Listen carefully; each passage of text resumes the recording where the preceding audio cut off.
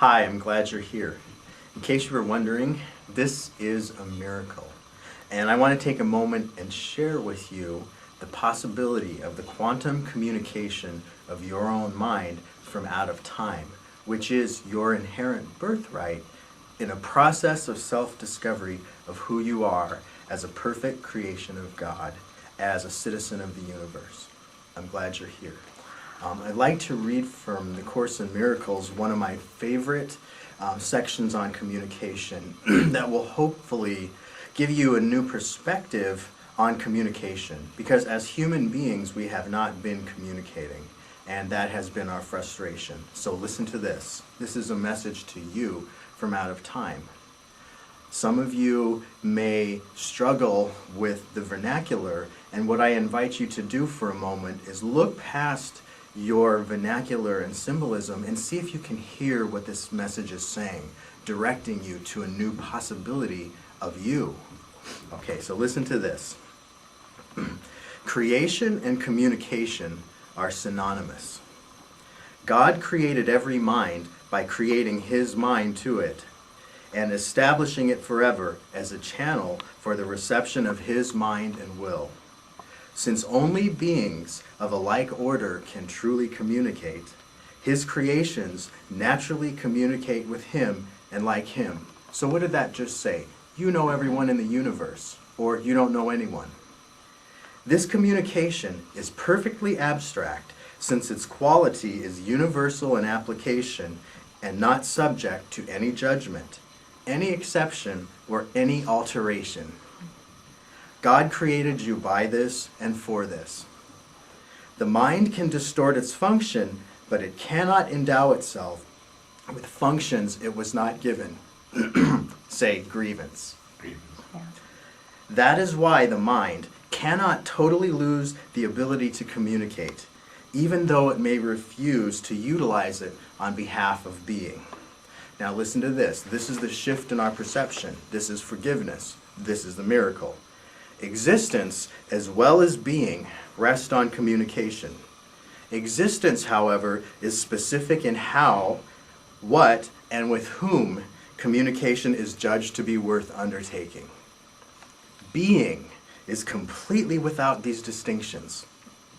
It is a state in which the mind is in communication with everything that is real.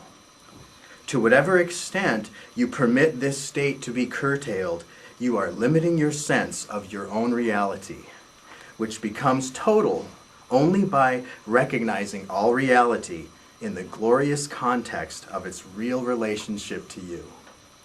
This is your reality. Do not desecrate it or recoil from it. It is your real home, your real temple, and your real self. Now ready? God, who encompasses all being, created beings who have everything individually, but who want to share it to increase their joy.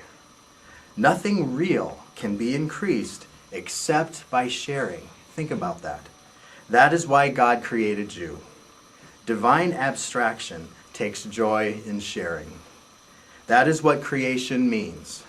How, what, to whom are irrelevant because real creation gives everything, since it can create only like itself. Remember that in the kingdom there is no difference between having and being, as there is in existence. In the state of being, the mind gives everything, always and forever. That's what you call a new perspective on communication. And that discovery that there is no difference between having and being is actually what quantum science discovered in the test tube, if you will.